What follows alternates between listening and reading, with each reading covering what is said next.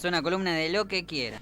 Lo que sí vamos a ver si está conectado nuestro columnista. Está con conectado. nosotros. El ¿Estás ahí?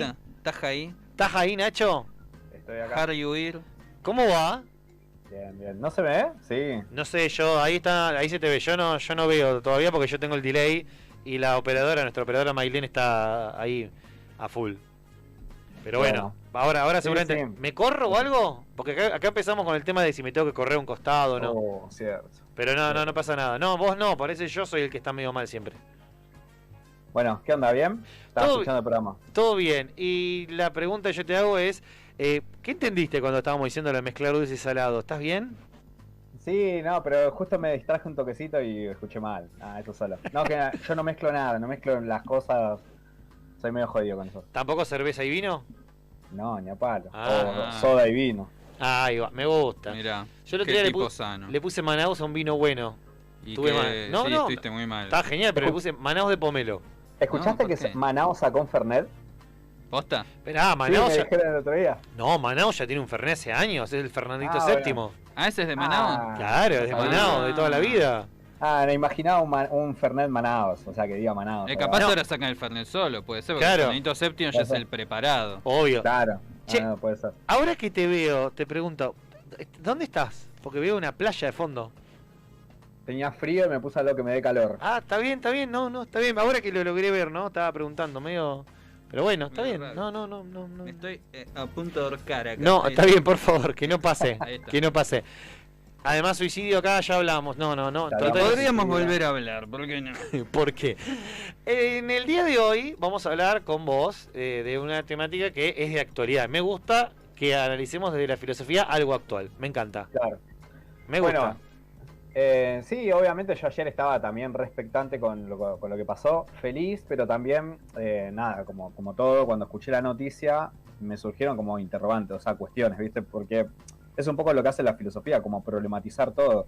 Si hoy lo hablaba con un amigo, le decía, estoy recontra a favor de la ley, hay cosas que subyacen del análisis teórico que después surgen que son como problemáticos, y un poco hacia el final de la charla quería que hablemos sobre eso. A priori decir que obviamente estoy a favor de la ley, ¿no? Es ampliar derechos, obviamente es positivo. Pero bueno, iba a traer esa cosa de controversia, que es lo que hace un poco la filosofía. Y sí, porque si no, ¿para qué te llamamos? Obvio. Para Claro. estar todos de acuerdo en todo no tiene Claro. gracia. No, y aparte tiene, no sé si leyeron la ley, pero tiene como algunos articulados que son medios como, son medios polémicos, por lo menos para mí. A Bueno, ver. en realidad igual de lo que iba a hablar, o sea... ¿Cómo yo que decía, trans?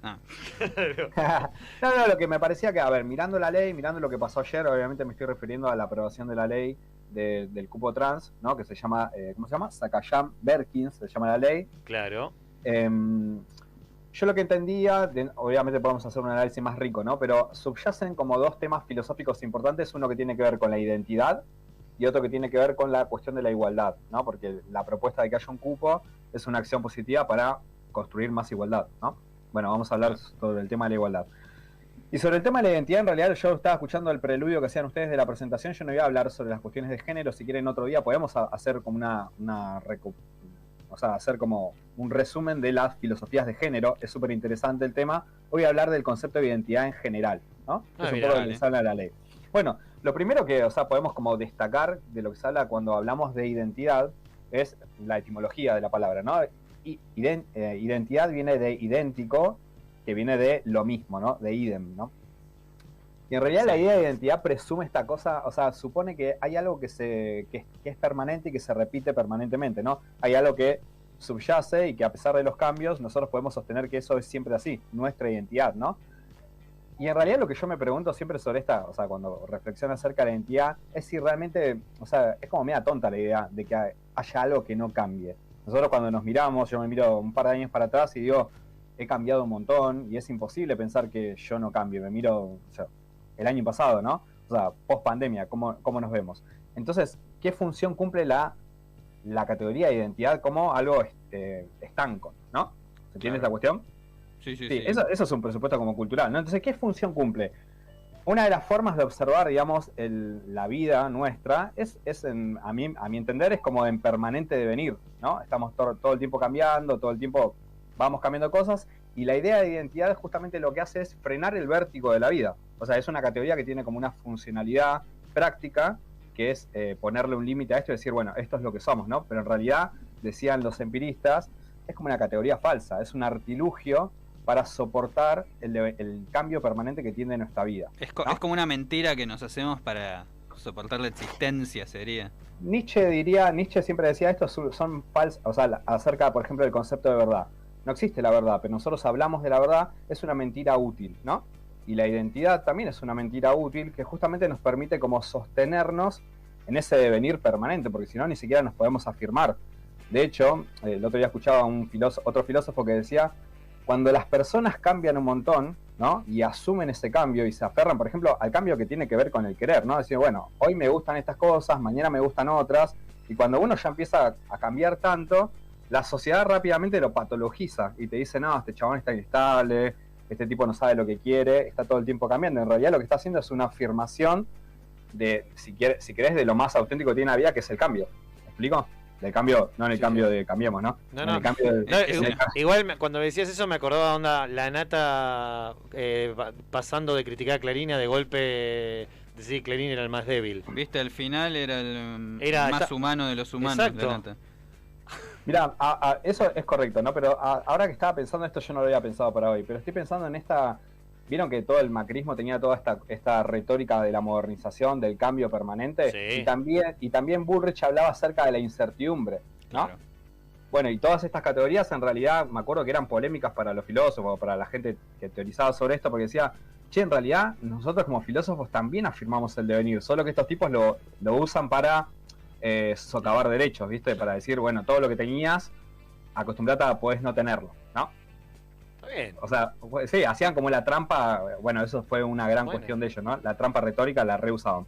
Sí, Bueno, sí, acostumbrarse Es a culpa de acostumbrarse, ustedes, me los gusta. filósofos, que le dan marco teórico. ¿Por qué? No. Claro, leíste marco teórico a Patricia Bullrich. A No, Esteban Esteban. Bullrich, no me acuerdo cuál era. Eso lo hacían muy los posmodernos a full trabajándose la cuestión del cambio, pero bueno, es el uso que le dieron ellos. Bueno, en realidad, entonces, hablando sobre la cuestión esta del cambio, Sí. y lo que es la identidad, me parece que la identidad y asumir el cambio exige también un montón de coraje, ¿no? Porque asumir que uno va a ir cambiando permanentemente exige como una posición de valor frente a la vida, ¿no? Cómo uno se para asumir los cambios y, bueno, qué quiere hacer con eso, ¿no? Bueno, pero asumiendo, por ejemplo, ¿no? O sea, tomando el supuesto de que existe algo así como la identidad, que es en realidad comprometerse con alguna cuestión esencialista, es decir, hay una identidad mía, existe algo estable, una de las preguntas que nos podríamos hacer es, ¿dónde carajo está? ¿No? Yo le decía a mis alumnos, alguna vez hablamos, ¿no? Supongamos esto, ¿no? Yo soy el profe, ¿no? El profesor Ignacio, le sacamos un brazo, ¿sigue siendo el profesor? Sí, sigue siendo el profesor, ¿no? Entonces, y si me sacan dos brazos, se sacan las gambas, sí, sigue siendo. Y el profesor entonces, sin brazo. El profesor sin brazo, ¿no? El inválido. Pero, ¿qué es y ahora si me sacan la cabeza, ¿yo sigo siendo el mismo? Y entonces ahí los pibes empezaron a dudar, y entonces a la conclusión que llegaban era que como que la identidad se alojaría en la memoria, en la conciencia. ¿Me explico? Okay. Y eso en realidad es también polémico, porque uno empieza a perder la memoria en determinado momento, y de hecho cuando la tenemos también miro para atrás y digo, no, yo no me parezco en nada a esta persona, ¿no? Entonces la idea de que la identidad esté alojada en la memoria es como media polémica, ¿no? Pero después también podríamos decir, bueno, tiene que ver con las emociones, con el sentir, y eso también es polémico, porque si hay algo que cambiamos mucho, son las formas de sentir las cosas y la emocionalidad, ¿no? La emotividad, eso va cambiando todo el tiempo. No podríamos decir que eso es lo estable. Y entonces hay algunos que dicen que es en el cuerpo, ¿no? Que en el cuerpo se aloja, digamos, bueno, vos naces así, hay una identidad que te define, digamos, dualmente, que sos varón o mujer, ¿no? Y acá entramos un poco en la cuestión esta de que estamos, en la cuestión de la ley. Sí. Pero eso también se está, digamos, objetando, ¿no? Porque claramente tiene que ver con una posición de poder. Me parece que un poco lo que está surgiendo contemporáneamente es discutir si esa interpretación bueno, obviamente porque existe una ley de género, sí podemos hablar de que hay ahí un punto como inflexible donde se define lo que es varón, lo que es mujer, y si podemos ajustarnos a definir una identidad a partir de ese criterio tan limitado, ¿no? Bueno, eso es un poco lo que pasaba antes de la sanción de la ley 26.743 en nuestro país, que es la ley de género, que amplió un poco esta perspectiva y entendió que la definición de la identidad no tenía que ver con la cuestión de lo biológico, ¿no? Claro. Sí, sí. Bueno, y acá aparece toda esta cuestión, entonces, ¿qué relación tiene el poder, el Estado, la sociedad para establecer, para definir, para cortar las anomalías? Yo me acuerdo siempre una frase de cuando empezaron a aparecer esas cuestiones en nuestra sociedad, me acuerdo de Mirta Legrand diciéndole a Florencia de la Vega, decía, bueno, si vos te querés reconocer mujer, te tenés que definir, tenés que operarte y te lo tenés que cortar el pene, le decía, ¿no? Y entonces típico hay una de la buena situación... Mirta. No, típico también, o sea, que tiene que ver con esta cuestión de la identidad, volviendo a lo que decía antes, ¿no? Esta cuestión de la definición de lo que sos. No puede haber algo como ambiguo. Lo que exige la sociedad y lo que te exige también la cultura es que haya como cosas claras, por decirlo de alguna manera, ¿no? Pero me hiciste acordar a Homero, me gusta la... ¿Cómo era que decía? La frase... La televisión fuerte. La cerveza fría y los homosexuales locas. Es como que tiene que estar así bien marcado y etiquetado. Claro, si no, no puedo. Pero ese ejemplo de Mirta justamente participa de esto que estás diciendo, porque ponele que la sociedad empieza a reconocer que la identidad como varón y mujer es como tonta, ingenua o bastante precaria, ¿no? Entonces te dice, bueno, está bien, vamos a aceptar que vos quieras hacer otra cosa, pero te tenés que cortar. Claro. Exige como violencia, ¿no? Sí, exige violencia para participar de la cultura. Bueno, entonces, estos son como situaciones problemáticas en torno a la identidad. La identidad, entonces resumiendo lo que dije, es una categoría ficcional para justamente reducir la pluralidad de la vida en concepciones como más dominables, y que sean dominables tanto para uno mismo como para la sociedad, que todo el tiempo está exigiendo como claridad y ordenamiento, ¿no? La sociedad ordenada, controlada, etcétera. Entonces, yo, animándome a pensar qué podría ser la identidad, yo participo de la idea que tiene Paul Ricoeur acerca de que la identidad es una identidad narrativa. Y ahí vamos a dar paso a la cuestión esta de la ley. La identidad narrativa tiene... Claro, Ricoeur lo que dice es, identidad es lo que nosotros contamos de nosotros. O sea, yo digo, yo soy Nacho, soy filósofo, me gusta bailar, tengo tantos amigos, y también lo que otros dicen de mí, ¿no? Y es más, hoy lo hablaba con otro flaco que me decía, no solamente lo que dicen tus amigos o tu gente afectiva, sino también lo que dice, por ejemplo, el horóscopo, ¿no? El horóscopo dice, vos sos capricorniano y sos una persona racional y qué sé yo. O sea, se dan cuenta de cómo se atraviesan múltiples narrativas alrededor de lo que somos, cómo se construye esa identidad. Y cabezadura eso de Capricornio. Los relatos que te constituyen. Claro. Sí, mi abuelo era el capricorniano gallego ese cabezadura, era, viste, como así. ¿Cómo me siento identificado con ese señor? Usted también. Bueno, porque Palito también es Capricornio, por eso, ¿no? sí. Claro. Bueno, pero digo, abuelo? entonces la idea de la identidad narrativa, idea de la identidad narrativa no solamente habla entonces de cómo nos contamos, de cómo somos hablados por otros, sino que también, y entonces lo que pone de relieve es qué importancia tiene el lenguaje, el discurso y la palabra. Y acá aparece, o por lo menos yo lo veía, la cuestión de por qué es importante y por qué no hay que frivolizar la tarea de la pelea por el lenguaje inclusivo, ¿no? Porque ahí nos damos cuenta de que si la identidad narrativa y es discursiva, tiene sentido esa pelea o esa discusión acerca del lenguaje patriarcal o el lenguaje más inclusivo, claro, ¿no? Se pone de relieve toda esta cuestión, ¿no? Claro. Y aparte porque empiezan a aparecer todo una ampliación del mundo del ser también, yo pensaba, ¿no? Hoy leía la ley de género, la ley de Sakayan, y decía, ¿no? Decía personas travestis, transexuales, transgéneros, y digo, wow, cuántas categorías, o sea, la ontología del mundo se empieza a ampliar. Ya no es varón y mujer, sino que tenemos una colección de modos de ser muy amplio, ¿no? Y eso también es una disputa por el territorio del mundo, ¿no? O sea, del lugar que tiene cada ser en el mundo. Me expliqué con eso, sí, ¿no? Sí. Bueno, eso en relación a la identidad. Bueno, eso es lo que quería decir en relación a la identidad. En torno a la ley puntualmente, que era lo que ustedes estaban anunciando que yo iba a hablar, y iba a ser bastante poco. No decimos que ibas a hablar de la ley, sino que íbamos a versar sobre temas... Que hay un marco... Que hay un marco que es la ley. La actualidad. Vos acordate que el periodismo, y en esto, aunque Pablo no sea periodista, lo llevo a eso, es como que tenemos que hablar siempre un pobre secuestrado de esto. Claro, en general tenemos que hablar de actualidad. Es como que la efeméride nos lleva a hacer una nota. Claro. O el proyecto que salió ayer. Como que todo el tiempo estamos teniendo que buscar cosas sobre lo... Entonces capaz que... Para enganchar boludos, después vas a hablar de lo que quieras. Exacto, enganchamos boludes. Escuchate esto porque yo posta que cuando lo leí dije, o sea, muy rebuscado, digo, no puedo sentarme a disfrutar este proyecto porque, insisto, es una acción positiva, todos los que estamos del lado del campo popular creemos que es necesario, pero tiene algunos problemas como teóricos de la filosofía del derecho. La primera, que siempre la cuestión de la igualdad, cuando el Estado interviene para incorporar algún sector, se empieza a objetar porque dice que termina cristalizando desigualdades, ¿no? Es decir, cuando nosotros fomentamos del Estado, desde alguna acción jurídica, que haya un cupo, en realidad lo que decimos es, está bien, los protegemos, pero estamos solidificando la idea de la desigualdad y la idea de la discriminación. Un poco se me ocurre lo del carnet de discapacidad para tener ciertos beneficios. Como que es un beneficio. Mira, en este caso yo igual voy a bancar las medidas de acción positiva que están en la Constitución Nacional. Por supuesto. Porque, por ejemplo, gracias a eso, que fue un cupo que se dio, por ejemplo, del 33% de las bancas en el año 91, hoy hay muchas más mujeres en política, cuando al principio no se sabía cómo iba a funcionar. Claro. Los cupos funcionan para obligar a incluir y después que eso pueda ser algo común.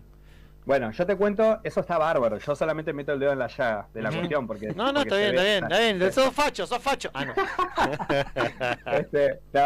Otra cuestión, pero en realidad a propósito de esto que decís, me acuerdo que había un caso en Estados Unidos que un chabón presenta una demanda porque había un cupo de ingreso para los estudiantes negros de raza negra y él decía que había una discriminación inversa, que él tenía que competir, digamos, amplia, sin un cupo asegurado y que había sujetos que tenían un cupo asegurado y se terminaba estableciendo, a propósito de una medida positiva, de una acción positiva, una discriminación inversa hacia él. ¿Me explico? Pero Raúl, déjate de joder. Bueno, eso en términos de reflexión, de argumentos, ¿no? Bueno, y después hay otra cuestión que surge de esto, y esto sí es a propósito más del artículo de la ley, lo tengo por acá. A ver. Es que en el artículo 6 de la ley dice que las personas trans, transgénero o travestis que no hayan terminado, y tiene que ver con esta cuestión de la discriminación positiva, ¿no? Es decir, es una acción positiva que termina generando o lesionando el principio de igualdad en términos abstractos, digo, ¿no?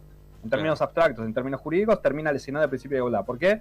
Porque dice que estas personas que ingresan al cupo y no tengan terminado los estudios, no va a ser un impedimento para ingresar a los empleos públicos. ¿Está bien? Sí. Esto en realidad es un impedimento para los que están fuera del cupo, y obviamente, analizándolo así abstractamente, dice, bueno, pero es una acción que genera como una preferencia, ¿no? Y termina generando una acción de discriminación.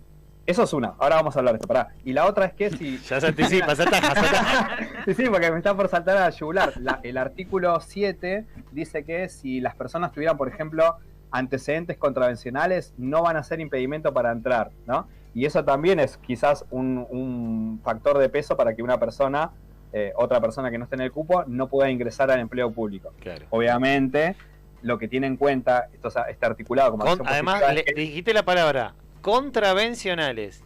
Sí. Entonces, contravencionales son delitos mínimos, porque son contravenciones antes que nada, y entre ellos está la prostitución. Y justamente eso es lo que se apunta.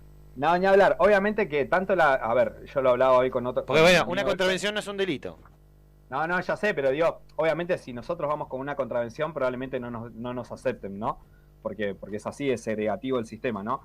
Pero digo, obviamente, la construcción de la ley tiene esa racionalidad de incorporar estos elementos que tienen que ver con la situacionalidad del travesti y del transgénero, que probablemente no pudo terminar la escuela y por eso es un elemento que no se va a tomar en cuenta para acceder o no permanecer en el empleo, ¿no? Pero sin embargo, cuando vos lees la letra de la ley sin tener en cuenta esa valoración, termina siendo una acción como de discriminación. O sea, para el otro sector, ¿no? Para el otro sector y para los que lo quieran objetar. Claramente alguien podría va a aparecer, de hecho podría aparecer como el flaco este norteamericano, es decir, esta ley viola cuestiones de la igualdad. Porque están en esos argumentos que yo te dije, aunque no sean como muy aceptables para nosotros, ¿no? Claro, obvio. Claro. Sí, acá ya te cancelaron, Ceci me dice, ¿eh?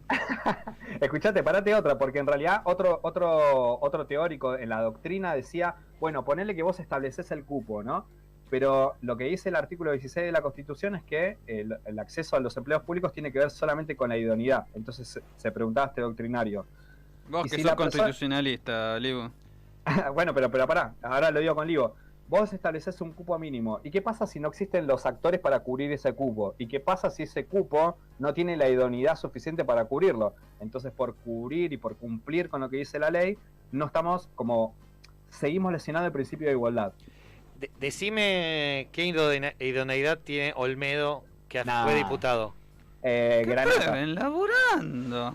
¿Qué Granata. Idoneidad tiene? Claro. Granata. No, Amalia Granata como diputada provincial de Santa Fe. Esto mismo se utilizaba como una crítica al cupo femenino en su momento. Sí. Te estoy hablando del año, porque hablo todo del año 91, ¿no? Si nací en el 85, pero no importa. Se utilizaba porque ahora van a poner mujeres solamente para llenar el cupo. No, señores, la idea es que vayan gente idónea porque no van a contratar a alguien que no sea idóneo. Tenemos que ya imagínate, por acá. Yo te doy un ejemplo. Hace 2 semanas, creo que fue el Teatro San Martín o alguna entidad pública puso dentro de esta promoción para el cupo laboral trans, travesti, puso una publicación que está buscando 2 administrativas. Se presentaron 450 currículum para 2 puestos. Tuvieron que pedir, por favor, dejen de mandar. O sea, eso es lo que se está buscando, que esta gente que no tiene laburo pueda conseguirlo y no tenga que estar laburando en la prostitución. No, por supuesto, ni hablar. Por eso yo decía, o sea, estamos a favor de la ley, ni hablar ayer. Claro, incluso alguien estaba haciendo cuentas que con la cantidad de personas trans que se cree que hay en Argentina, no alcanzaría para cubrir este 1% del cupo, por lo cual va a haber la posibilidad de que podría incluir a un montón de gente y que esto sea algo realmente positivo. Perdón, Livo, vos que decías, o Pablito que decía que eras el constitucionalista, en realidad lo que hay que poner de relieve es que esta lectura que yo hago en realidad tiene que ver con el marco en el cual fue construida la Constitución, que es un marco liberal, ¿no? Absolutamente. Claro, esa concepción de la igualdad que yo pongo de relieve en realidad, y que tiene un montón de problemas, porque en realidad, abstractamente y argumentativamente, lesiona el principio de igualdad, pero ese principio de igualdad fue construido desde esa liberalidad. Claro, obvio, pero bueno. Sí. Che, acá, antes de que termine, acá pregunta Cookie, de A la Sombra del Naranjo, el programa acá de FM Oeste, dice, no va a analizar, porque hablaste al principio del cambio, ¿no? No va a analizar el cambio o hacerlo contenido ambigüedad, ¿por qué no? Pone, ¿qué define el cambio? Pregunto desde la ignorancia, ¿quién soy? Me gustó eso. ¿Quién soy? Mirá. Qué profundo, pero bueno. Si yo hubiese respuesta, sería una ingeniería hoy día. Me gusta. Sí. Pero bueno, esto, ¿no? De como... Sí, lo tenemos que decir, lo voy a pensar esta noche con la almohada. Bueno, después te lo paso, muy bien. Bueno, y ¿qué te queda para contarnos, para tratar de ser más cancelado? No, yo creo que en realidad retomando lo anterior y retomando esto, primero retomando lo jurídico es si la Constitución, el marco es liberal, nos tenemos que cagar en la liberalidad de eso y avanzar en la producción de más derechos y ampliación de derechos, y ahí si hay problemas, lo resolverán nuestros jueces que son siempre populares. Claro, uff. Y respecto de lo último, en realidad lo que digo es que la identidad, esa idea a mí me gusta mucho, la idea de la identidad como identidad narrativa de Riquer, y que es re vieja aparte desde el 1980, pero adelantado a Riquer, y presenta la discursividad como un territorio de disputa, ¿no? Tanto de lo que contamos de nosotros, como lo que las redes sociales o el mundo cuenta de nosotros, pero al mismo tiempo la cuestión del lenguaje como productor de diferencias, ¿no? Entonces banquemos el lenguaje inclusivo porque es el lugar donde se está discutiendo identidad, no solo palabras, no solo una E. Obvio. Sí. Acá te encontré, la Constitución habla de medidas de acción positiva que garantice la igualdad real de oportunidades y de trato. Es como, igual esto fue agregado en el 94. Tiene algunas modificaciones. Tiene algunas modificaciones que se han hecho como para mejorarla, pero sigue siendo una constitución liberal hecha a imagen y semejanza de Jefferson y los constitucionalistas estadounidenses. Igual siempre las leyes son ampliando derechos. O sea, si la Constitución se queda corta, el resto de las leyes las tienen que ampliar. Exactamente. Una pirámide. Eso es lo único que aprendí alguna vez. Muy bien, la pirámide constitucional me gusta, bien. Claro, sí. ¿Y qué vale más, la Constitución o un tratado internacional? Lo mismo, tienen grado constitucional los tratados internacionales. Pero como los derechos. ¿Pero valen más o no? Tienen trato. Y si una cosa se contradice, otro día lo discutimos. Serán varias pirámides. Bueno, gracias muchachos. No, por favor, y escúchame, la próxima... próxima, ¿sabes qué? Me gusta esta cuestión, si quieren, para retomar el tema, si es que la actualidad lo permite, si que estamos hablando de esto, de retomar, por ejemplo, porque a mí me hubiera gustado hablar de Butler, me hubiera gustado hablar de esa filosofía feminista, y podríamos hablar un poquito de esa cuestión. Me gusta. Acá Geral Scorpio pone en esta casa con amigues, nos gusta esta columna. Vamos. Vamos. Uno que no te canceló. Vamos sumando la secta. Para, antes de irte, ¿cómo es esto que se está en otra radio? Sí, ¿qué onda? Quiero que lo digas acá frente a... O sea, todos acá empiezan... a la familia. Los formamos acá para que salgan en la radio, y después van a otro lado. No, vos acá aprendiste filosofía, Nacho. No. Sí. No, eso no.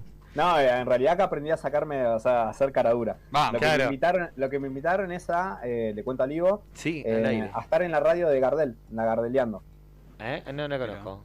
No, es una redecito nueva que armaron los pibes de la Secretaría de Juventud de... pero del barrio Gardel. Barrio Gardel, sí. Muy bien. Así que va a ser filosofía apuntada para adolescentes y para de esa barriada. Muy bueno, me gustó. Está bien, acá le enseñamos a la gente, por ejemplo, a cerrar ideas, a cortarles el tiempo, ¿no? Claro. Y ahí aprende los tiempos radiales. Y después va a cualquier lado a hacerlo. Y sí, ¿viste? Es la gran enseñanza de la radio. Exactamente, que el tiempo es tirano. Nacho, muchas gracias. A ustedes, abrazo. Nos vemos, chao, chao. Chao. Me acuerdo que había un programa que hacían chiste que en el tiempo en la radio es Perón, por esta joda que decían que el tirano prófugo, ¿viste? Claro. Pero bueno, si la gente reviste de radio... El segundo tirano, decían. Claro, entonces podemos decir que el tiempo en la radio es...